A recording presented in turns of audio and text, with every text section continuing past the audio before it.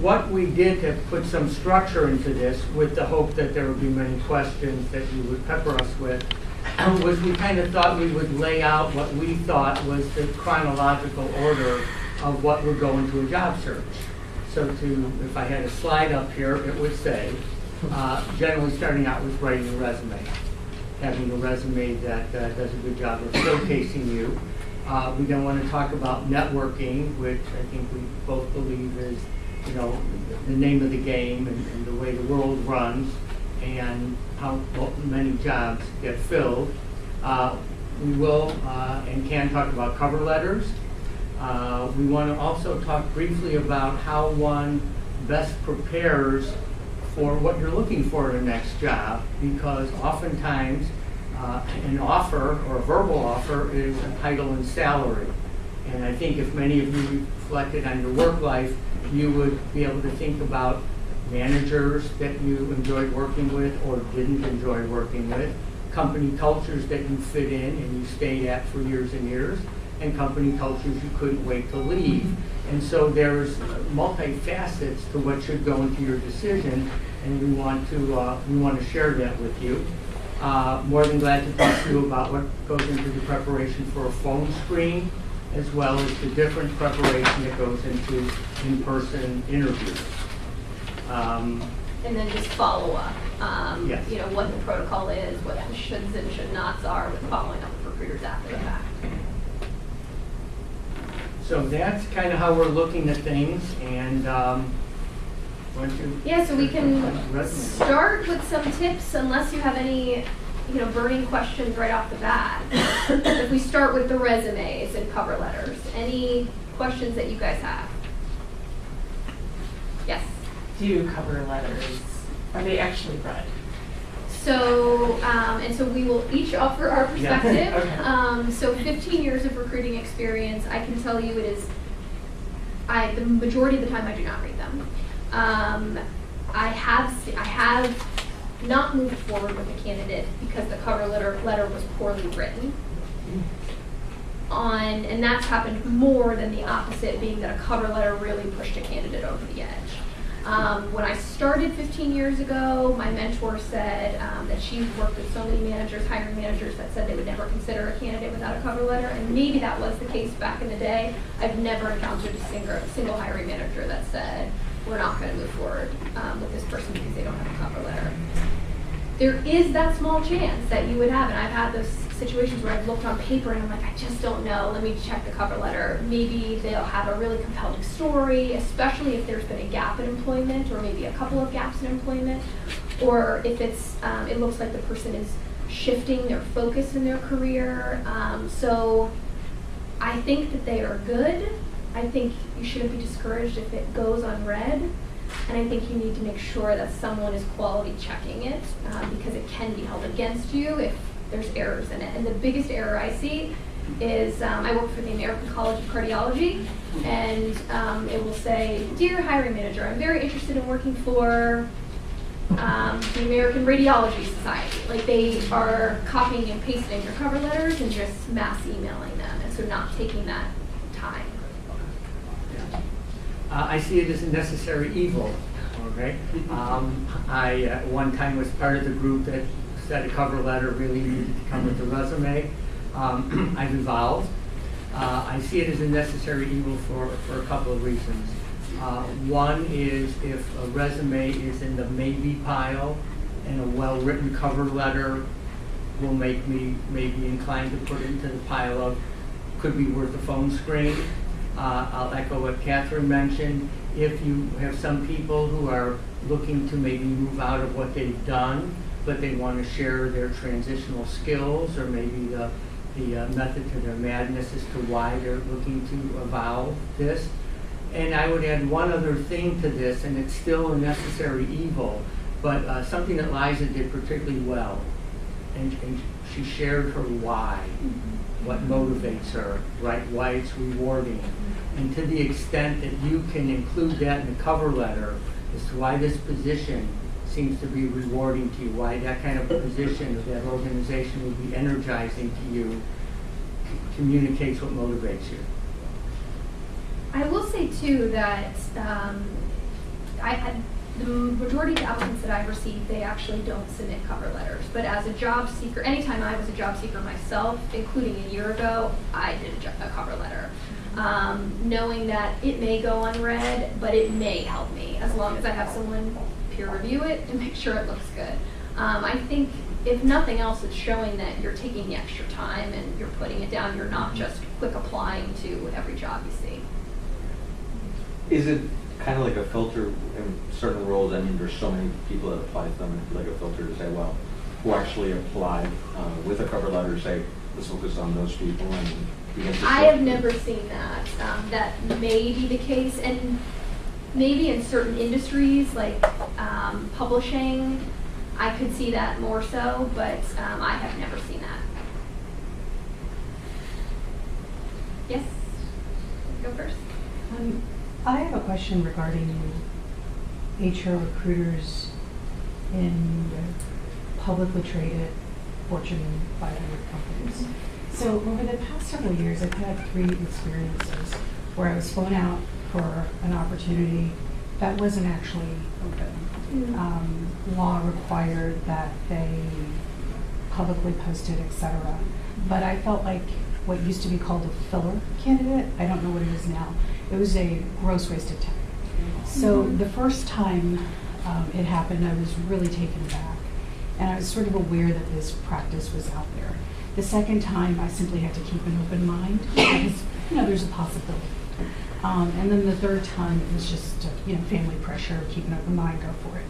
So my question is, can you talk about how prevalent that is versus the myth of it or the open legend? Is this really happening a lot, or is it just happening sometimes? And what is the real story behind the scenes on why that happens? I'm not familiar with this. What was the purpose of flying you out? So what do you mean filler candidate? So for example, well, maybe it's called something else now, but I think the thing to focus on is that whatever state they were in, they are required, whatever incentives or whatever the governor or whatever the municipalities gave them, like they are required to publicly post this position and interview so many candidates. Right. So I just wanted to, if you had any idea, I wanted a bit more background on what that is, because it's... In other words, they had somebody else in mind. The position was never really open. Yeah. Right. And They have to. Where they had someone performance. identified? Compliance. Or it was It's never compliance. it's just a compliance. Right. Yeah, they were going to Yeah. have somebody from within. To show how many candidates. But Right. it was Yeah. filled. They did have a candidate. And it's the government too. Government does Yeah. it too. Yeah. Right. So just so we understand, so it was a position that needed to be filled. They arguably had someone in mind to do it, but for record-keeping purposes, they had to show X number of candidates and X number of diversity amongst the Yeah. candidates. Is that what you're saying? Yeah. And but I've did they never- disclose to you when you were out there? Sorry. Did they disclose to you when you were out there that the position's already filled, or did you went through the motions and then afterwards they said thank you, but the position's now we're moving in a different direction? So the first time it happened, I went through the motions, and the quickness with which, so the position closed on X date. And there were a couple other clues as that day wrapped up. So the position closed on an X date on a Friday. The first thing Monday morning, I was notified, oh, we found our candidate. So that really tipped me off. So so then I reached to my network and got some of the backstory. So this, and which is, so that's the answer to your question. And it's just, so I'm wondering, like this compliance posting, whatever it is, seems really risky to me. So I'm just kind of wondering how common it is, and I don't want that to happen again. Like Yeah. that is, especially at this age where it's rare to find a senior level position and you go through all of those hoops. I mean, I'm shocked to hear that it happened multiple times and to that extent where they were flying you in. Right, so in all 3 times, they never intended to hire an external candidate. They had an internal candidate in mind. Right, and that is their, and I've discovered that is their culture. Okay. So, but because, which I could kind of get if you're still around 30, there's still a lot of companies that recruit from college when you're like 22 and they keep you in the pipeline and it goes on and But because these were senior level positions and these were global companies, Mhm. I had reason to think that they truly might bring in somebody from the outside. But their culture and their unofficial, their unpublicized practice was, we're never going to hire an outsider. So it happened twice in this region and once in a totally different part of the country. So my perspective, one of the reasons why it surprises me so much is the publicly traded companies and the nonprofit that I work for are very budget conscious, and they're not flying in people that, unless they're using Skype now and then flying them in, even if it's just like 1 or 2 finalists at the end. So that surprises me. The vast majority of the companies I've worked for are government contractors technically. I forget what the threshold is. If you get $10,000 from the government, I want to say, in funding, you're technically a government contractor. So you have to create an affirmative action plan where you don't have, you kind of set your own processes. And so ours, for instance, at the ACC, is that we will post every position unless it's for development, and prior for-profit companies like this too, where it was an inline promotion for someone and it was for that individual's development. So we wouldn't post it, we wouldn't go through the rigmarole of interviewing. But by and large, for other positions, we will post them and we need to screen at least 3 candidates. That could be 3 internal candidates or 3 external candidates. We're not flying people in for these interviews. It could be a phone screen with me. But it's to show that we are doing what we can to look at a wider pool of candidates. We're not just tapping our buddy that we like. And as an internal recruiter, so we just recently filled a vice president level position in my organization. We had an idea, my leadership team had an idea of an internal candidate that they were interested in. He was very interested in the role, but I challenged them to look outside before we make a decision. Let's see what else is out there. And there might be another internal candidate that might be interested. I'd rather not us promote this gentleman just because he's been in the organization for 12 years. And I said, let's cast the net and see what else is out there. So we did bring in external candidates, and it came down to him and one other person. Ultimately, he was selected. They felt that he was the best person for the role, but it was a very genuine search. We really did look at these external candidates.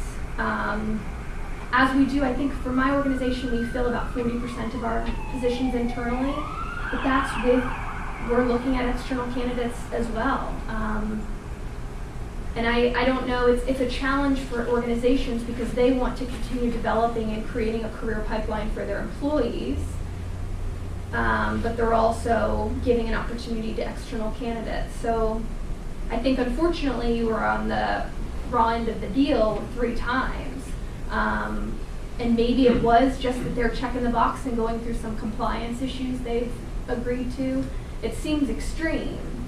What are your thoughts, Al? My experience is very similar to Catherine's, and frankly, to me, it would be, I would have to question my integrity if I was the HR person there, if we were going through the motions, Yeah. Bringing people in, not just even the cost issues. So I've never been part of an organization that's done that.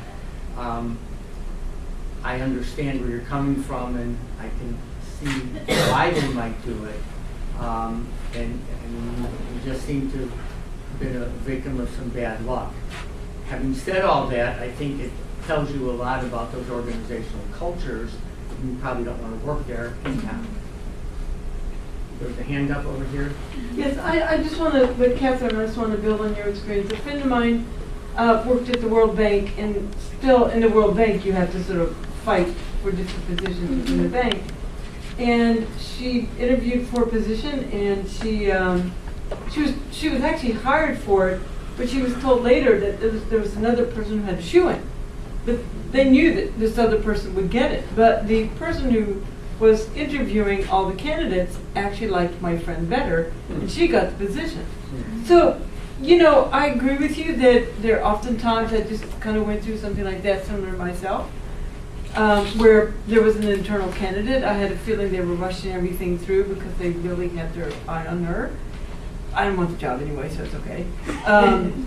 But it happens where they have an internal candidate and they're blown away by somebody else. So while you can say that happens, we all know it happens, particularly if you've been around for a while, you just gotta roll with it, you know? Sometimes it'll happen 5 times and then bingo, one time it happens and you're the candidate. So I'd say just keep interviewing. If anything, it's experience. You get a free trip out of it. Oh, and to add to that, until you find your next job, you can hone your own interviewing skills. Oh, absolutely. I think there is a practice that companies sometimes put positions up, well, there is no position open, but they just want to test the waters to see what kind of interest they can trigger. I have heard that. I know a lot of staffing agencies do that. Right. I've heard in their organizations that pipeline, like engineering companies, they may not have something right this moment, but if they have a very large engineering staff, they may have positions that are just evergreen. But again, I think typically their intention is good, that they assume they want to build a pipeline because they assume they will have a very real vacancy soon.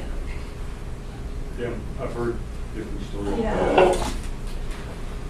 There's something to be aware of. That, Yeah. that this position is advertised and it sounds too good to be true. You know, it could be. Right. I'm sure you're going to cover this, but just to bring it up, can you just go over quickly the difference between contingent and retained search organizations? And in particular, the difference in the experience for the candidate, right? What can a candidate expect or typically experience in working with a contingent recruiting firm versus a retained search firm in terms of the communication pattern, frequency, follow-up, those kinds of things? Again, you don't have to answer it right now, but perhaps part of the conversation tonight around that. You want me to start with that one? Or do you want to start? Well, I do want to throw one other thing out here because I think there's a couple of topics that are somewhat meaty that might generate some questions.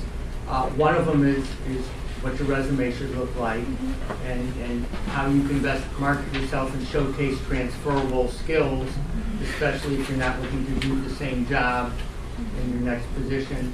And the world of networking, which you're having a whole topic on in the near future, it's all about networking, okay? And on one hand, where you've applied to jobs and flown in, I can't tell you how many jobs are filled where they're not posted at all. And it's word of mouth.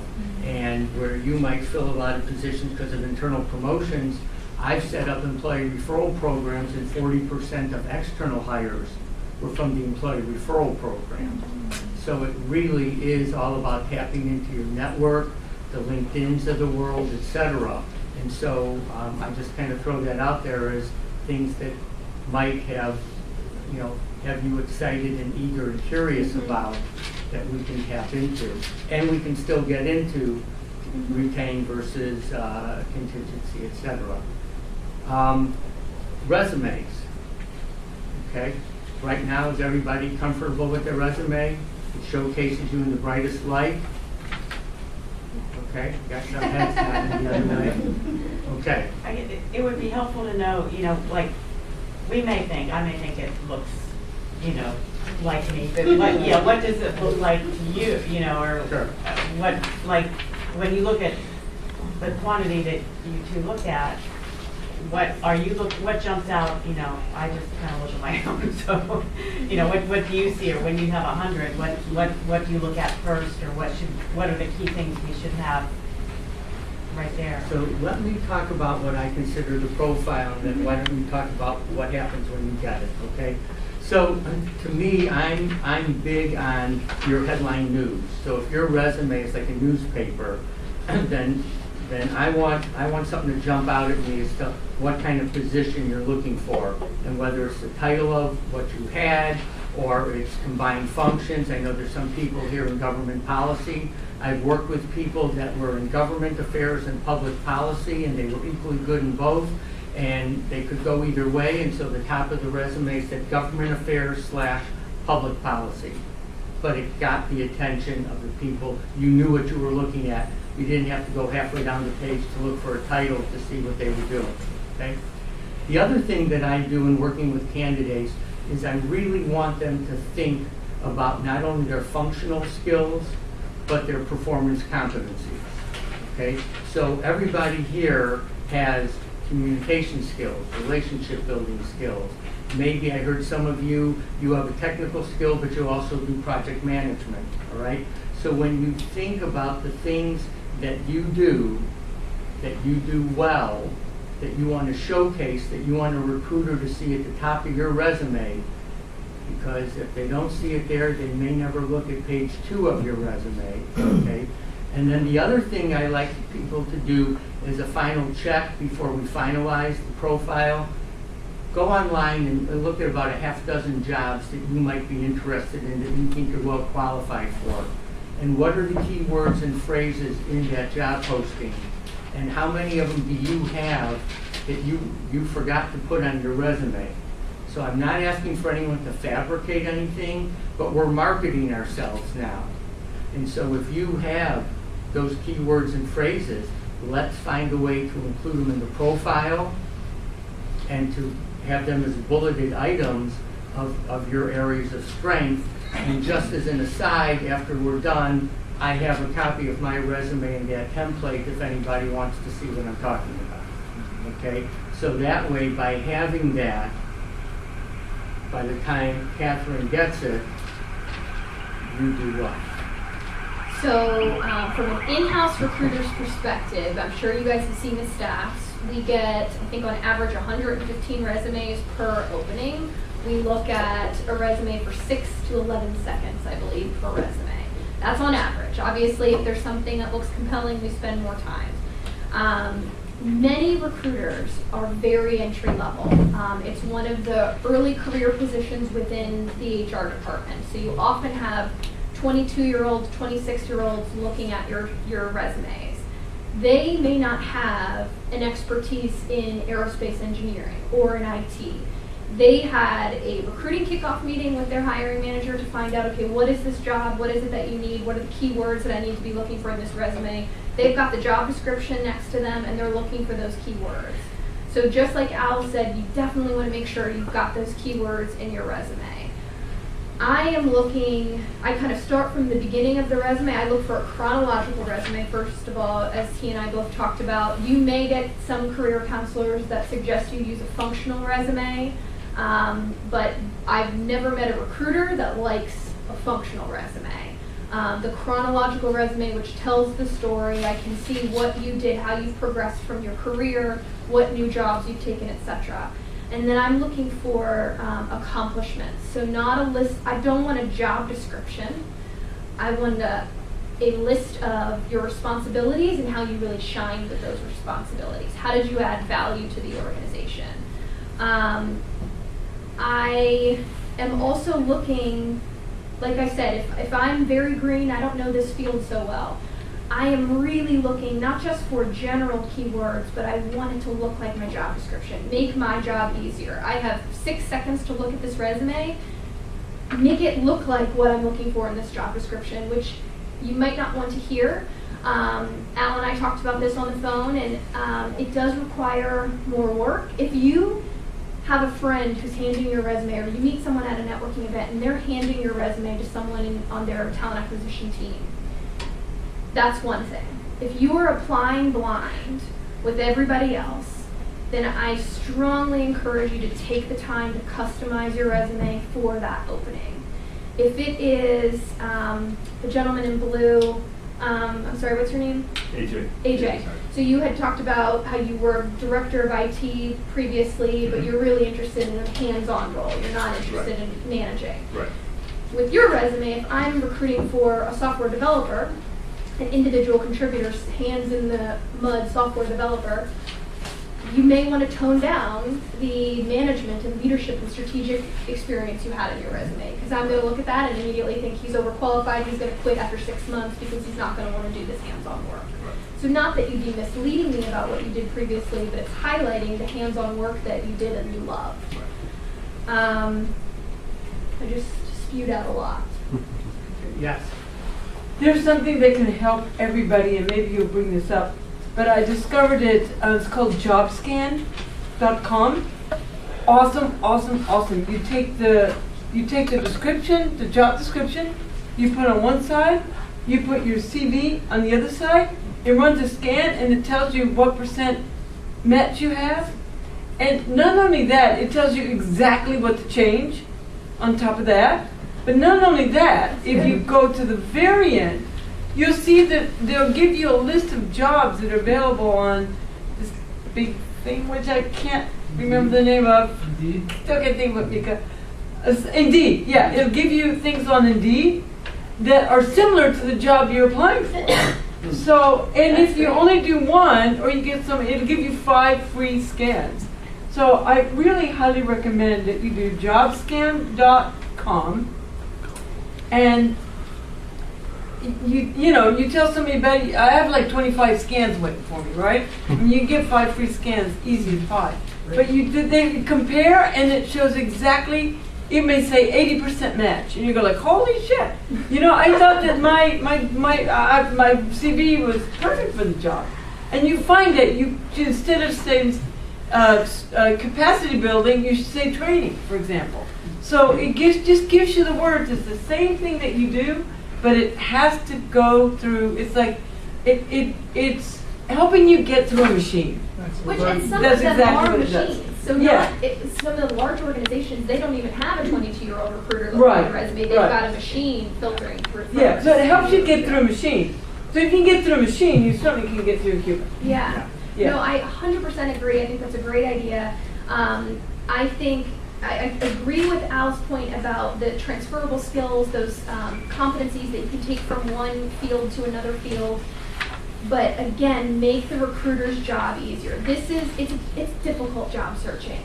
That's not changing. So what can you control is taking the extra time to customize your resume. Let's say, I'm going to use just an HR example because that's my world, but if I'm a generalist, if I do everything in HR, compensation, benefits, recruitment, performance management, employee relations, I do it all, training and development, but I'm applying for a benefits position, I don't want my resume to be full of all of my jack-of-all-trades experience and accomplishments. I want to be honed in on the benefits, accomplishments, and responsibilities that I've had. So they see that a recruiter who's just checking this box is like, okay, perfect. I'm looking for a benefits person, this person's a benefits person. So as much as you can try to align your resume to that opening, then once you get your foot in the door and actually can get in front of a hiring manager, I think then they're going to be much more interested in your broader experience and your transferable skills. But if you can get through that gatekeeper, and again, a lot of this is my thoughts on coming through blind. It is different if you can get in with a referral or through networking. There, people are much more open-minded. I want to reinforce a couple of things here because a resume should really showcase your accomplishments. And I see too many of them that are lists of responsibilities. And you know what? It doesn't distinguish you from anybody. All right? Everybody has those responsibilities. The software developers all have those, and the financial people all have those, and the HR. It doesn't distinguish you.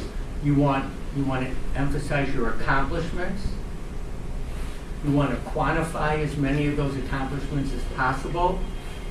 I mean, to give you an example, I could say responsible for talent acquisition.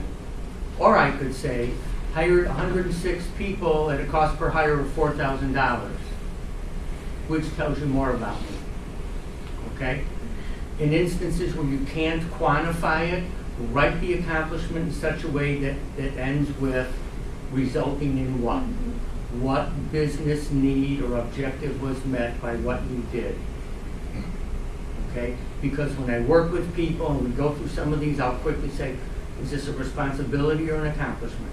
Let's weed out the responsibilities, let's build up the accomplishments, because that's what's going to distinguish you, what you did in that position that made a difference. And a lot of that homework will then help you with interview prep when you are preparing to speak to those accomplishments. And my advice is always to candidates to have 5 meaty examples that you're going to be able to speak to. So what was the situation with the STAR method, if you guys have heard that.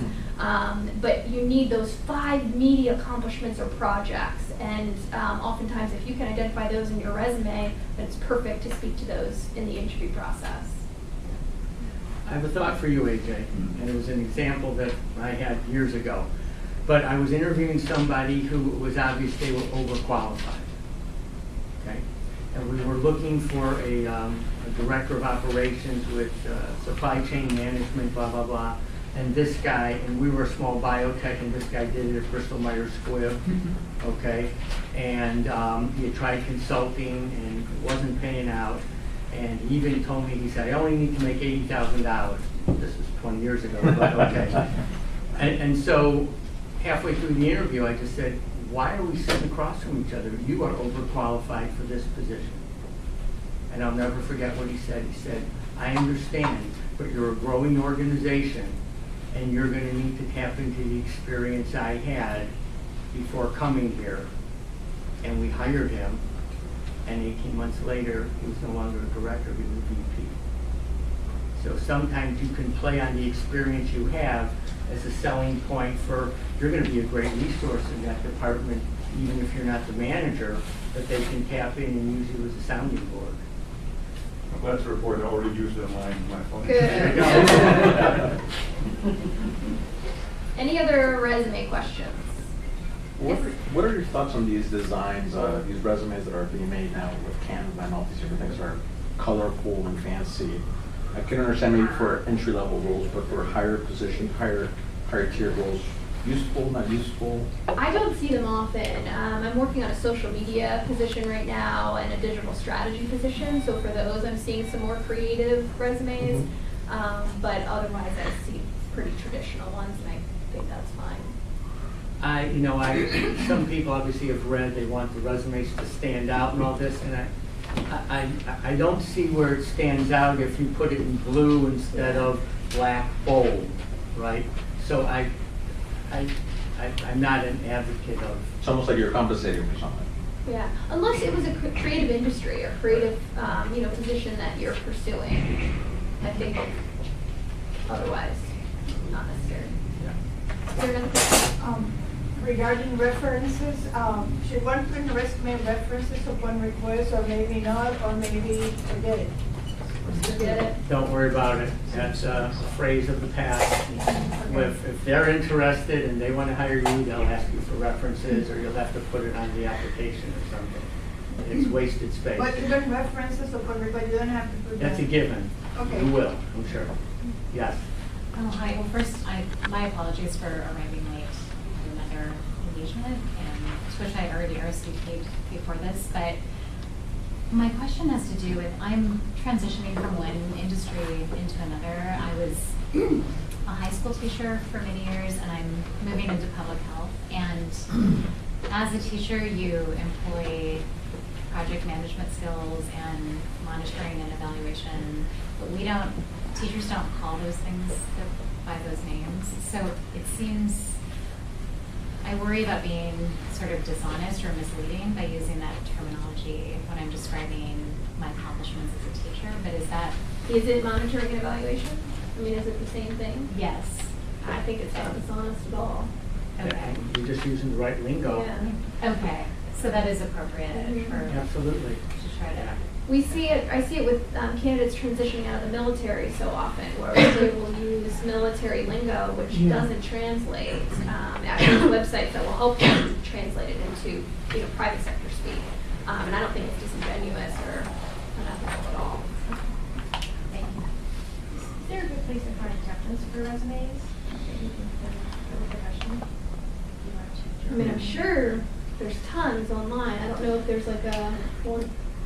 Well, I mean, there's probably all these ads that if you tap on for a certain cost, they'll show you something, right? I mean, tell you what, let's connect when this is done. I'll show you what mine looks like.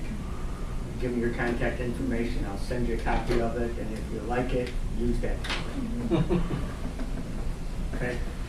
I have a question. I'm getting a lot of recruiters on LinkedIn, but I'm always leery to just apply on LinkedIn. I never have.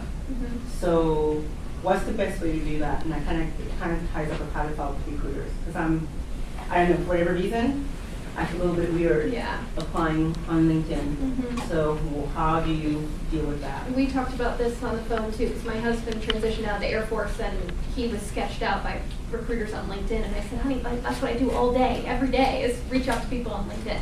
It is, you may run into some shady people, But it is a very normal recruiting practice now for people to reach out via LinkedIn. So if you guys don't already have a polished LinkedIn profile with a professional picture and a good number of connections, you want to look like you're with it, do so. And I think you should treat the LinkedIn invites just like you would an email connection, someone reaching out to you via email and saying they're interested in your background. What are your thoughts, Al?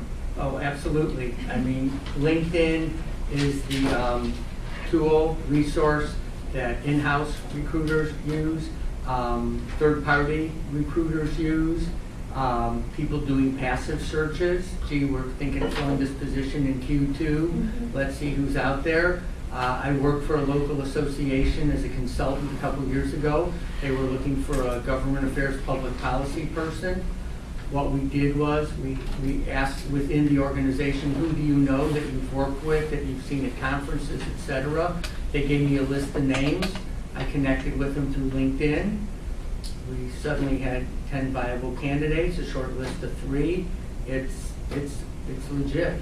Okay, so if you see like they send me like jobs that are my alumni, people work there, so there's a job on there, right? So would I apply to that job, or would I just like find the person and send them and say via whatever email or whatever it is, and say, okay, I'm interested in the position, and then you follow up with like your resume? So this is like the LinkedIn algorithm you're saying? Like LinkedIn is advertising these jobs? Okay. And it's like they're like, they send me a whole bunch of jobs that are supposedly related to what I could do. Oh, through an email, right? Yeah, well, basically the list comes out. Right. Like, and it's like people that went to UPenn like me, and it's like the jobs actually almost fit. Yeah. Right? They almost do. 9 times out of 10, maybe half of them are good.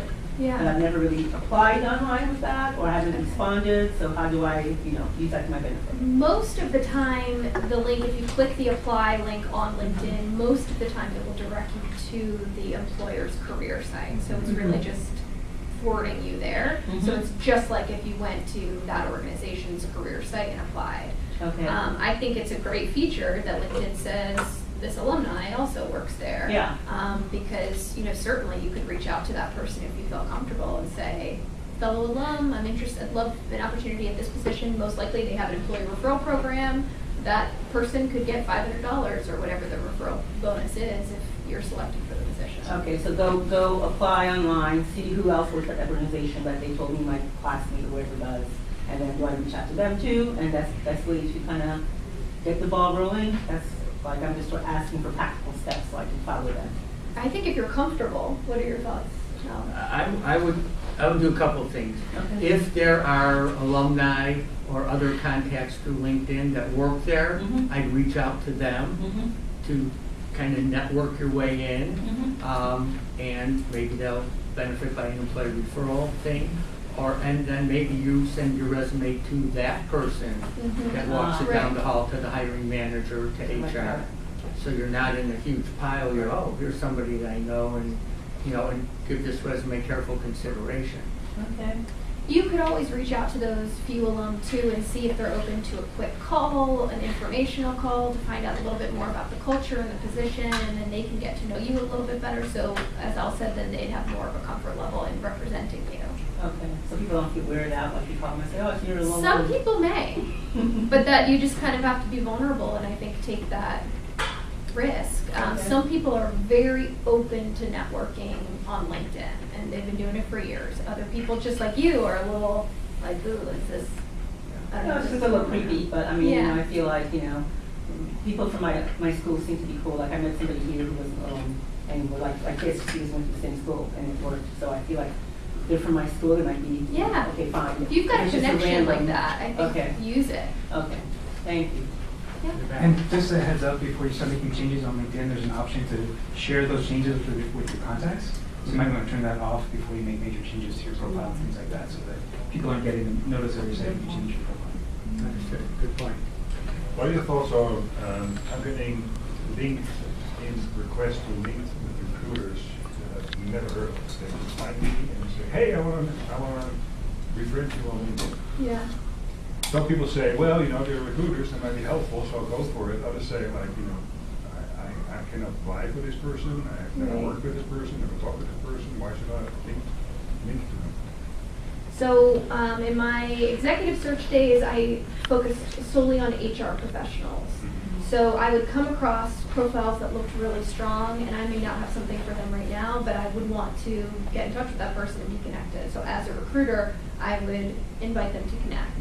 But you wouldn't do that with like the standard LinkedIn template, hey, I'd like to join your network. Without. I mean, I always customized it, but it was Right. very similar. I mean, it was just like, I specialize in HR placement, so I'd love to connect. But it's the same thing that I was doing. It's not necessary. Now, back in the day, you could only contact people and you could only get their contact information if you were that first connection. Now, most recruiters have tools, and we pay for tools where I can contact you via LinkedIn even if we're not connected. But I think it's still just like I don't know, we just still build these pipelines of connections. I would add to it, and I'll tell you what I've done of late. On one hand, if you don't know them from Adam and no one you know uses them, you could decide to ignore it. What I've been doing when I get requests of people who seem to have some synergies that maybe we could work together or something, I'll accept the invitation with a message back saying, I'm intrigued by your invitation to join, but to make this meaningful, when would you be available for us to have a brief chat? And if I don't hear from them in a few weeks, I remove them from my list. So. That's a good one, thank you. But I mean, I know plenty of people that only have connections with people they personally know. Right. And then there's others that have So far, my 30,000 history is, I don't have many connections, but Right. the person that I do know these people, you know, and I can be a reference for them. Mhm. I think it's more common for people to be a little looser with LinkedIn connections than like like Facebook or Instagram or something like that, where it's more personal. And if someone ends up, messaging you something inappropriate, like you can easily disconnect. For me, I just think, what's the harm? I don't necessarily want a bunch of junk messages, and once I get those, you're done. Right. But if you're in HR, or if you're a recruiter, or you're looking to get into HR, I'm happy to accept. Thank you. Yes.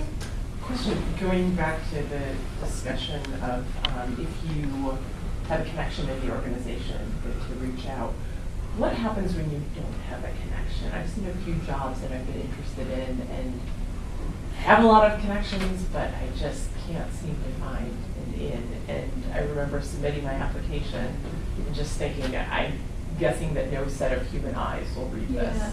I don't know, any suggestions? All right, so you don't have any connections at that organization? That's right. And so sometimes if you look up the organization, they'll say 35 employees work there, and then it lists all the employees. That's right. And then you can see where you have mutual connection. Right, I'm saying, what if you don't? If you don't have someone any who, mutual alum, someone who knows somebody. I mean, if I see a second connection, sometimes I'll reach out, I'll try to think of something I'll go research, see what we have in common. But there have been a few spots where I just don't have any ins. Wow, that's. I mean, I still think it's okay to reach out and say, I found you on LinkedIn, I see that you're in, I would focus it on a specific department if you could, that you're interested in, and reach out and just say, I'm really interested to find out more about your organization and the work that you do. Would you be open to meeting for a cup of coffee or hopping on a call for 15 minutes? But just asking in a genuine favor, I'm intrigued about this. Not I'm asking for you to submit my resume, but just seeing if you could get that door to open. And you may have to reach out to a few people to get a response. Yeah. But I think genuinely, for the most part, and I think you'd have more luck with someone in your field than HR doing this. Gotcha. But I think for the most part, people would be willing to help. That's great, thank you. I would echo it, because the world of networking, I think, can be reduced to one sentence. You miss 100% of the shots you don't take. Okay? And if you could just willing to put yourself out there and talk to someone, in a genuine way, and identify, and I'm interested because of this, more often than not, people are willing to help out Mhm. and willing to talk to you briefly or something. And so if you don't try it, you definitely aren't going to make Right. any headway. But if you're willing to, I got nothing to lose. Okay? You back? Oh, I was just going to piggyback on that. I reached out to a woman at a healthcare consulting firm, and they have an office in DC, but they also have an office in North Carolina where she is. And she messaged me back, and we ended up, I asked for 20 minutes, and I reminded her of the time I wanted to honor her time. And we spoke for over an hour on the phone, and she's been wonderful. That's awesome. And she was a complete stranger. So, anyway. Quick question for you. When you called her, what did you say, or did you get on LinkedIn? What was your message? Oh, I sent her a message, and I just said I will completely understand if I don't hear back from you, since you don't know me, but I'm, former teacher. I'm trying to break into public health, and I'm just looking to ask you a few questions about the industry so that I can learn and improve my process and navigate my job hunt more effectively. So, Well, thank you. yeah, she's been great. With LinkedIn and networking, and again, some of us have the misconception that we're running an active job search because we're sitting behind our computer applying online, right? Okay, it doesn't usually get quicker results, all right? But I would say this, there's so many organic approaches to networking on LinkedIn, and I'll share a few that I've been doing to build my own business. Let's say you get notified that so-and-so is celebrating their 5-year anniversary as a company, right? So how long does it take to say, hey, congrats on your 5-year anniversary. I know it's been a long time since we last chatted. When's a good time to reach you? It would be great to reconnect. And I've done this a number of times in the last few weeks. I have 3 business lunches lined up in the next few weeks. Okay, people say, you're right, we haven't got together in a long time. I have one person who's up at Fort Detrick. I did a lot of coaching there a few years ago. He was celebrating his 12th anniversary. I said, by the way, it's been a while since I coached any of your people. I'd love to stop by and chat with you. He writes back, and this was before February 15th. As long as we don't have another government shutdown, I'd be glad to meet with you again. And so I sent him a reminder saying, well, looks like we dodged that bullet. We have a national emergency now, but that's a different subject. But we're, and I sent him a reminder, love to come up there and chat. And if I can be visible and you can spend FaceTime with people, you're going to make a far more positive impression than a text or an email. Suppose that I'm interested, have been in government relations and project management, but I might be interested in a non-profit doing advocacy. I would think I could call and say, talk to somebody and say, I've done this kind of work, but I'd like to talk to you because I want to explore if I would fit in a company, in an organization like that. Yeah. Do you think that would be a good approach? She wants to work for you. Yeah, I think if you, I think it's an informational interview. I think if you frame it as information, that you're information gathering, not, and this is why I don't suggest going to a recruiter or HR, because then it's just like people just they want from me. But if someone is, if it's an entry-level person or someone who's looking to transition into HR and she doesn't want me to hire her, but she wants me to talk with her about the field and about what it's like to work in my company, it's less threatening for me. So I'm much more willing to have a cup of coffee. So I think if you approach it that way, that you're interested, you just don't want to say like, help me get into your organization. You know what I mean? I just want to know if I could fit into that setting. So Right. I would be asking questions, what do you do, Yeah. How do you do advocacy, then I would be making mental points as to whether I would like to do that in the future, look for jobs in those organizations. Yeah. I think that's a great approach. With the things that this person would tell me, that would give me information as to what would be my approach if I indeed start looking in those organizations. Absolutely. Because I would So be able to here's be- how 40 Plus works. I heard your story, and I'll connect you with our friend and volunteer, Scott Morris.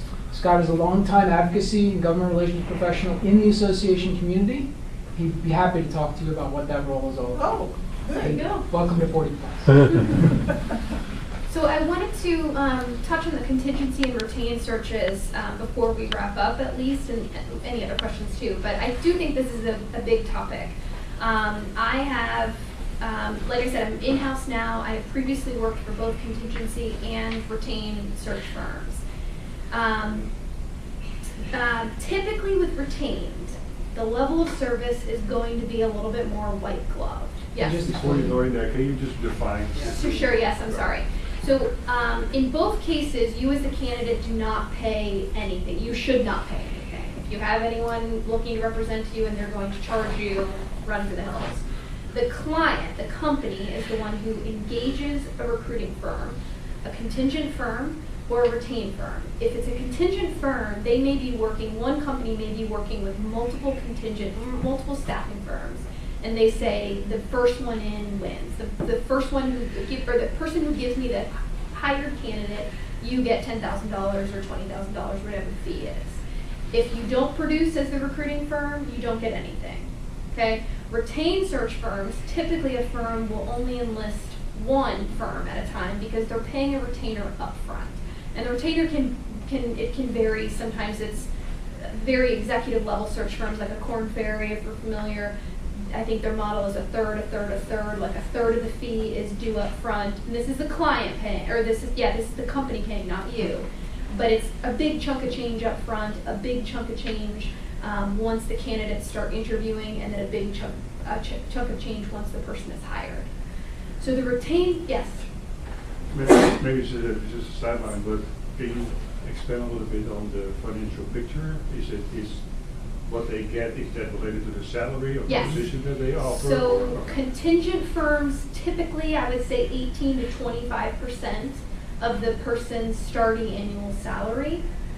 Of retained search firms, it varies, but at the executive level, you're looking at 33%, including bonuses, reload costs, the whole package. Okay.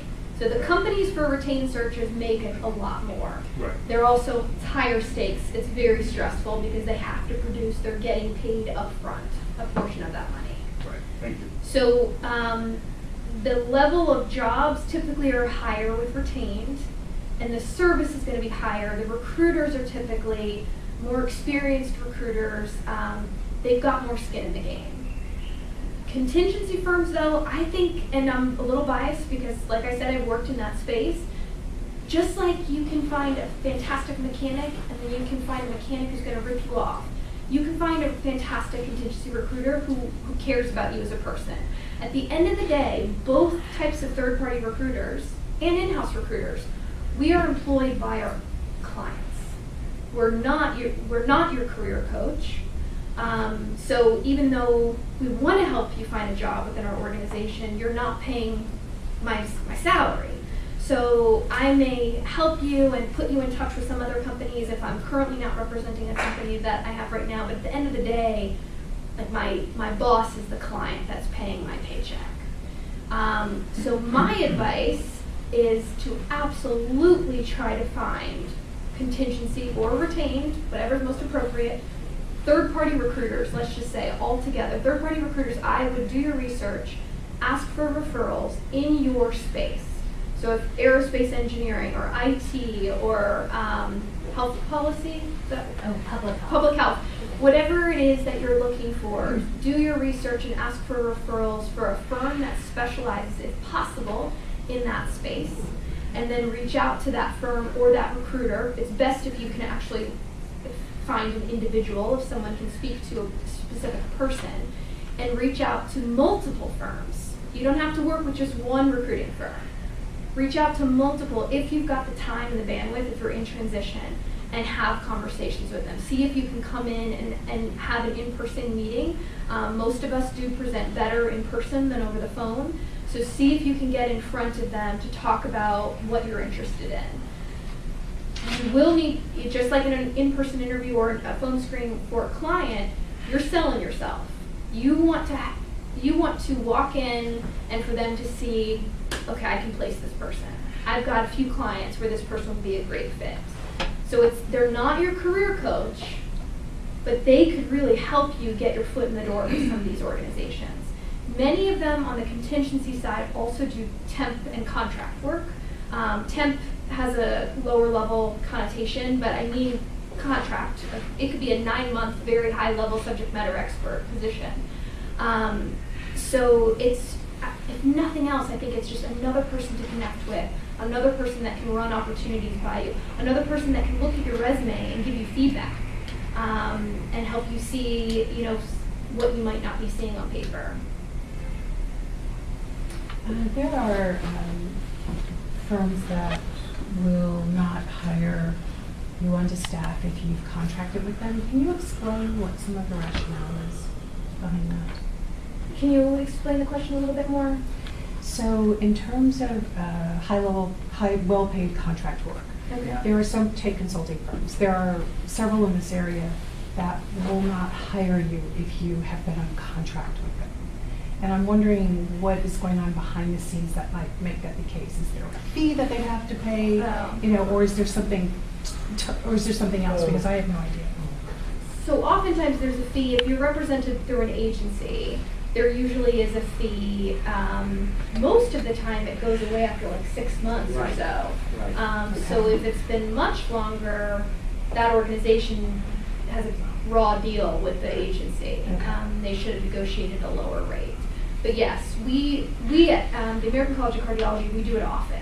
We will convert temporary employees to full-time employees, and oftentimes we will wait until that break-even point has been met, and it's usually about 6 months. Try before you buy it.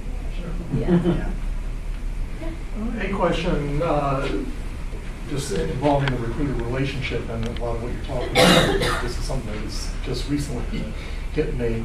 A good long-term network contact, if you will, referred me to a in-industry recruiter, had a good phone interview with them, provided the resume and whatnot. They have contacted me with a contract, short-term contract position.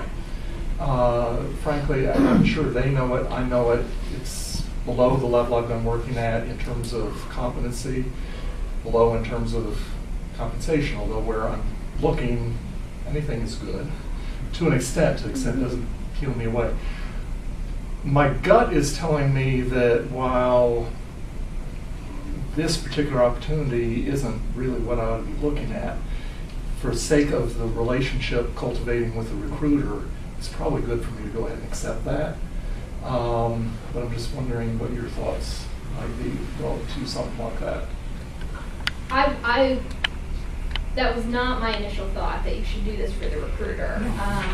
I don't think that should really play into it. I think you could be very gracious. Thank you so much for thinking about me for this, but I really want to focus on this.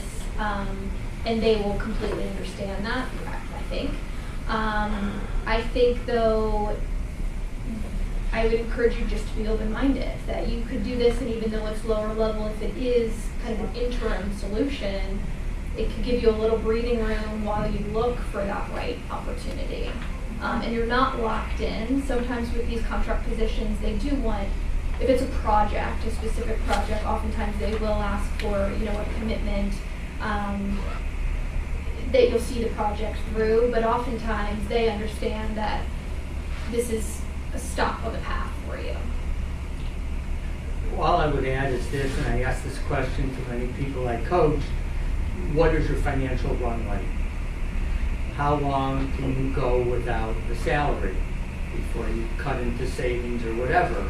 And the answer to that then helps you determine if you have to take the first thing that comes your way or something that is beneath your level or pays less, and it helps you make a less emotional decision. In a similar situation, Brian, I dealt with that by referring them, recommending someone who was really a better fit, because I had that situation myself. I said, look, that's not my fit right now, but you should talk to so-and-so.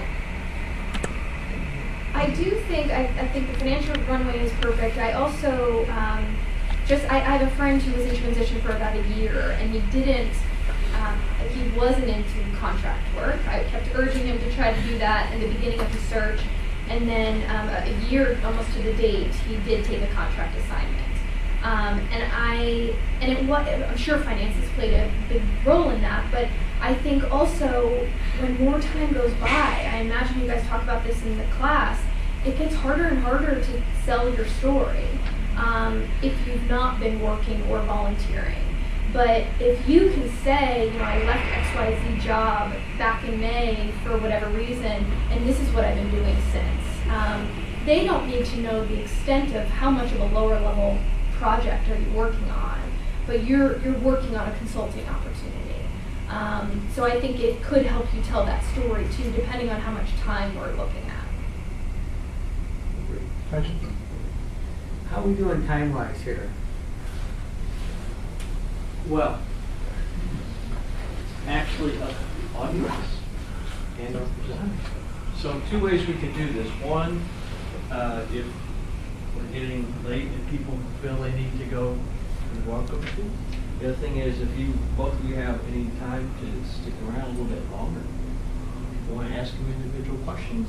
So it's really up to the audience and to our speakers. Audience, do you one-on-one work okay, or is any burning questions as a group you want to ask right now, or have you all covered pretty much what you'd like to? Well, we could go for that. Yeah. We didn't even get interview prep or any of that. I know what I'm recruiting.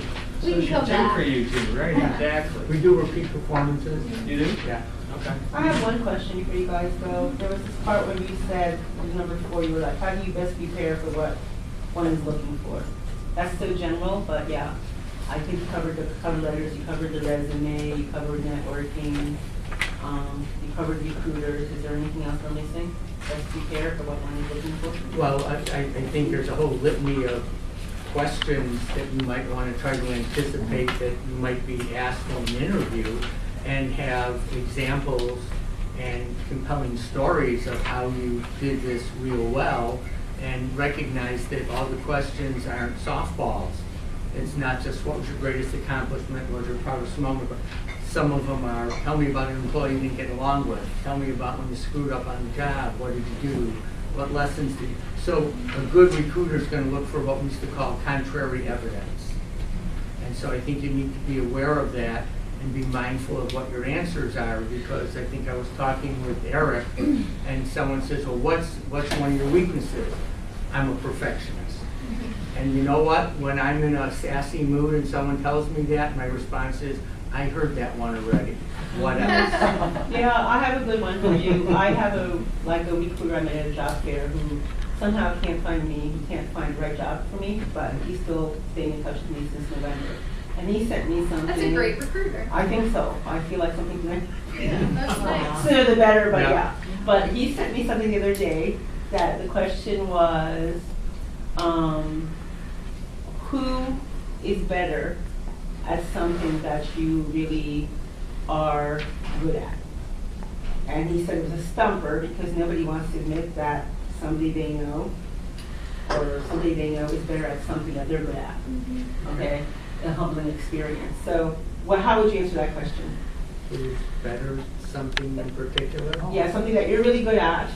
Is there somebody who's better than you at it? Yeah, like you care. Always somebody Yeah. who's better than you at something. I mean, Something you really care about, somebody's better than you at Someone it. you look up to, someone that's a mentor, maybe, or Yeah. someone that's famous. there you go. Yeah, my answer was, like, I've tried to figure it out, like, it's who is really better at something that I'm really good at, right? And I'm sure there's somebody that I don't know that. Okay, that's a true answer. Sure. So the only thing I can think of is Michael Phelps, because I love to be a great swimmer. I'm a good Okay. swimmer. So Sure. that's something I care about, you know what I mean? Yeah. So would that be a legit answer, you think? It's a truthful is. answer. To that question. Have you ever asked that I've question? never asked that. I've never heard that question. Wow. Yeah, it's a new one. Supposedly the guy, whoever his top guy is, has been asking that to everybody, and everybody's kind of like deer in headlights. It kind of reminds me of if you were an animal, what animal would you be? Or if you were a color, it's like, really? Are you still asking those questions? Okay. So it sounds like you did a good job. Yeah, I would be like That's what Michael you said. Phelps, because I'm like, it'd be great to be a swimmer. That works. Okay. So piggyback in, please. Yes, No, go no. ahead. Yeah, I just wanted to segue. You mentioned job fair. Hmm. And in a job fair, you have a bunch of recruiters and a lot of people trying to talk to them and handle the resume. What is the best way to approach them? And what kind of candidate would stand out when a bunch of people are trying to talk to you in a job fair?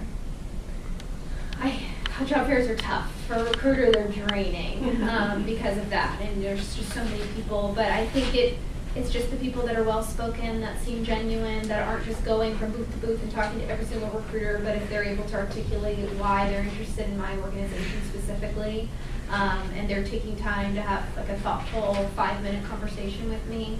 Is it true that you are, while you're there, you're scanning people and seeing where they're going, and if they're going to many booths?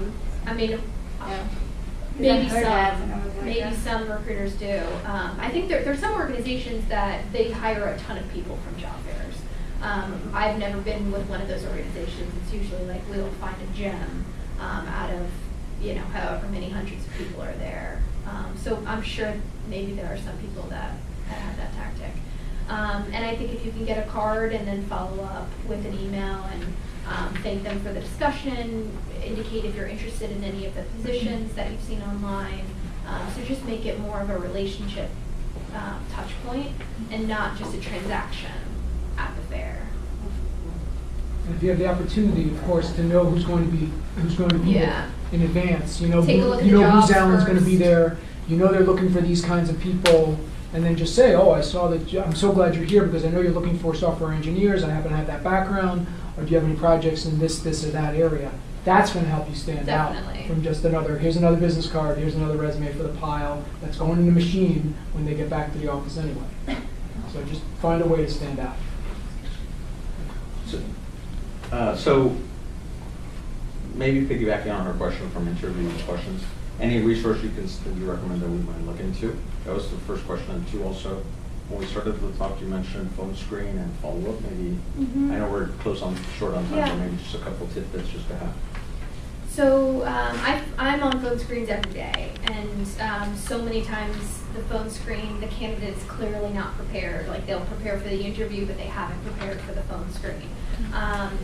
Your phone screen could be 10 minutes with a recruiter, it could be an hour, but that is your first interaction. And so I think you need to over-prepare for it. Prepare like it's an interview, because our phone screening template, we will ask, tell me about a time when, or how have you, I mean, some really just scratch the surface, but we go deeper. I also want to hear, why are you interested in the opportunity? And that sounds like a stupid question or a duh question, but so many people, I think they get confused with what company they're talking to, what position is this that they applied to. So I think just over-prepare and study up on the organization. Be able to, as Al said, share your why. And make sure that it's genuine, especially if it's a mission-oriented organization. What is it that you connect with the mission of the organization? Have questions just like you would for an interview. So in my mind, it's just that phone screen. Don't think of it as a phone screen, it's a phone interview. And prepare just as much. Anything that you'd add? Well, you sound like you take your phone screens to a deeper level You're than, serious. yeah. The template I was used to when I was in-house was maybe a 30-minute interview. You know, you always hear, tell me about yourself. Sometimes they'll frame the interview first, by the way, you know, this is a position that's open because of a promotion, or because we're growing, or it's a replacement, so they'll frame it for you. But generally what I would do is, you know, tell me a little bit about yourself. Why are you looking to leave? Or if you've left, why did you leave your last job? I might, you know, having your resume say, you know what, the tell me about yourself should be walk me through your last few positions and give me an idea of why you left to go from company A to B to C, to understand that. I'm going to ask, what are you looking for in your next job? And it's not just the functional responsibilities in my job description. I might want to know a little bit about the company culture you're looking for, the kind of challenge you want, that kind of thing. And then generally, for me, the phone screens were, can you do the job, was the main question I was looking to answer. So I'm going to go through the job posting, and I'm going to say, no hidden questions. I'm reading this responsibility. Tell me what you did along those lines. Here's the next responsibility. Tell me what you did along those lines. I'll go through that. I think it's still legal in Virginia and Maryland to ask you your salary expectations or your salary history. and I'm gonna wanna find that out. I'm gonna ask if you have a couple of questions. And for me, for the phone screen, you know, 2 substantive questions is probably all I'm looking for, where your third question should be, I'm very interested, what are the next steps in the process? But you might get a deeper dive with Catherine. So. No, but I do all of that first. Do you? Yes, Okay. and the story, I think practicing how you tell that story, your last 3 jobs, or whether you go back to the beginning of your experience, practicing how you tell that story, because we do a deep dive in our phone screens, but I only have so much time allotted, and sometimes the candidates have not practiced this, and it is a very long story, and we don't have time to dig into any of the job specifics. So being concise about your story and positive, this I'm sure you've read or heard in any type of job search guidance, but no talking poorly or badly about your prior employers. If you left on bad terms, try to spin it in a positive way. Even if your boss was terrible, you don't want to give that impression. And I just wanted to say too, the compensation point that Al mentioned. So in the last 3 years, I've seen such a shift. You know, legislation in other areas, they have made it illegal for recruiters to ask or employers to ask candidates what they're currently making. And even though it is still legal in Maryland, DC, and Virginia, I've seen candidates are much more, they're keeping that number close to the vest. And I think it's become much more acceptable. I think a few years ago, employers were very annoyed by it, and maybe some still will be, but more and more candidates are not revealing their current salary on their applications.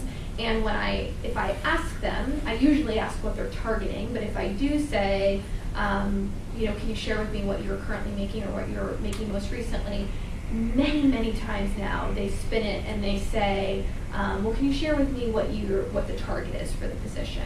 And I think it's fine. Again, you may encounter some recruiters that have an issue with it, but I think it might even be the majority of candidates I talk to now that have shifted that. So I think use it to your advantage. Maybe something like, can you give me a range or, Yeah. right? Okay. Exactly. One of the things I coach people to do, I kind of call it, we do our dance. So the recruiter asks me, you know, what is your salary expectation? And the first thing I say is, of note, compensation is not the most important criteria in my decision-making process. Yeah. So I frame it with that. And then they come back and they say, well, that's fine, Al, but we don't want to waste your time. Yeah. So what is your, right? Yeah. We don't want to waste your time. So could you please tell me what your compensation is? And then I say, I expect to be paid market competitively based on my background and experience, okay? So I haven't answered the question yet, but I framed 2 important things they need to know about me. Not the most important criteria, but I do bring value and I expect to be paid market competitively. And then if they come back a 3rd time, I will tell them what I was earning. If they then say, gee, have you given any thought to what range would be acceptable? I'm careful not to negotiate against myself. And I say, I expect to be paid market competitively based on my background and experience, okay? But to Catherine's point, you might, you know, if you get that far, you could say, and what's the budget for this position? I think if you say a combination of the 2, like if you said, well, you know, compensation is an important factor, but I'm also really interested in the culture and the benefits and the quality of life. So do you mind sharing the range of the position? So you marry both of them, but you put it back on. And then I'm in a very tough place. If you put it back on me and specifically ask me for the range, for me to say, no, you tell me first, what's your range? So, and like, I mean, you would be in very good company because every day candidates are putting it back on me. It's good.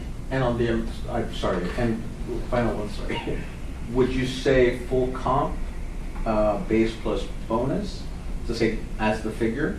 Or would you say, I would assume that would be smart to do that, that was a higher number. Total cash comp and I get equity. Fantastic. Which you did. Yep. Yeah, that's your total cash comp. Fantastic. Yeah. When you are an external recruiter, when you are not in-house, if someone rang you and left a message first, did you even have time to listen to your voicemail? And second, if you did, would you, would you hear that message and say, oh, well, let me look at Susan Doe's resume? Would you even look at it? Or, and the reason I'm asking is because in terms of 2019, I'm getting the impression recruiters are so slammed that that they're simply not taking unsolicited personal inquiries in any regard. I agree. And part of that is like I want to be prepared. My schedule is, and this is when I was third party too. I'm back to back to back to back. Okay. And I want, if I'm going to have a conversation with you, I want it to be qualitative, and I want to look at your resume beforehand and have intelligent questions posed for you, as opposed to a call-in. And I get call-ins in-house too, and it's not effective for me. I'd much rather let's schedule a time to connect. Right. Yeah, Well. one last question? Make it bad. Oh, go ahead. Oh, okay. Thank She you. didn't raise her hand if she was a teacher. So. Yeah, I know. Back row. Yeah. I know. I had a second interview last week, and they hired internally because I know someone who works there who told me. And the woman who interviewed me sent me an email today saying, thank you, we've hired. Well, she also told me we hired internally. And if you'd like, I'd be happy to pass your resume around to other people in the organization. And I was a little put off by a few things in the process, and so it's not really a place where I want to work, I think. So is it okay just to say thank you so much for letting me know and very best wishes, or should I say, oh yes, here's my resume to pass around, even though I really don't want that? Yeah, I think that's fine.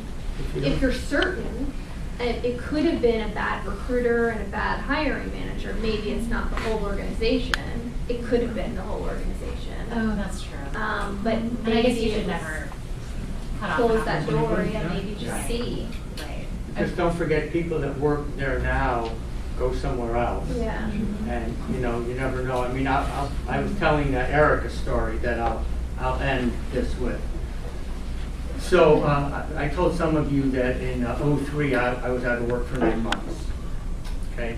And I thought of being a consultant, but that wasn't paying the bills either.